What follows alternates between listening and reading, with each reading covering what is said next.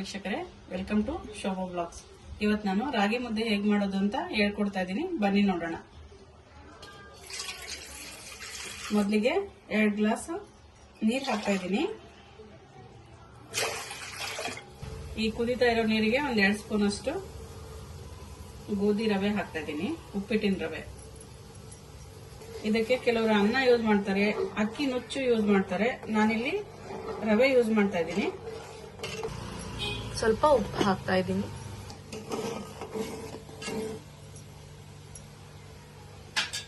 ಈಗ 1 ಬೌಲ್ ಆಗೋಷ್ಟು ರಾಗಿ ಹಿಟ್ಟನ್ನ ಹಾಕ್ತಾ ಇದ್ದೀನಿ. ಇದರಲ್ಲಿ 2-3 ಮುದ್ದೆ ಮಾಡಬಹುದು.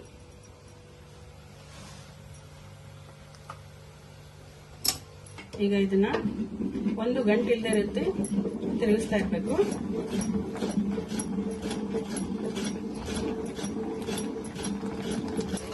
ಗಂಟೆ ಇಲ್ಲದೆ ಇರುತ್ತೆ, ಗಂಟು ಆಗಬಾರ್ದು. ಆ ರೀತಿ ಇದನ್ನ ತಿರುಗಿಸ್ತಾ ಇರಿ. ಚೆನ್ನಾಗಿ ಬೇಯಬೇಕು ಮುದ್ದೆ. ಮುದ್ದೆ ಬೆಂದ್ರೆ ಕೈಗೆ ಅಂಟೋದಿಲ್ಲ.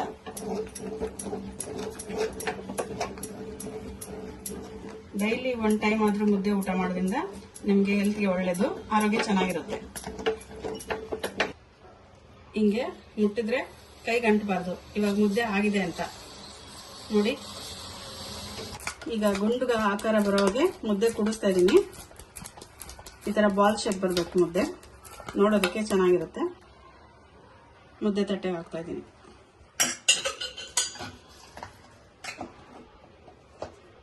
ನೋಡಿದ್ರಲ್ಲ ವೀಕ್ಷಕರೇ, ನಾನು ಮುದ್ದೆ ಹೇಗೆ ಮಾಡಿದೆ ಅಂತ. ನೀವು ಡೈಲಿ ಮುದ್ದೆ ಮಾಡಿಕೊಂಡು ಆರೋಗ್ಯನ ಕಾಪಾಡ್ಕೊಳ್ಳಿ. ನಮ್ಮ ಚಾನಲ್ನ ಸಪೋರ್ಟ್ ಮಾಡಿ, ಸಬ್ಸ್ಕ್ರೈಬ್ ಮಾಡಿ.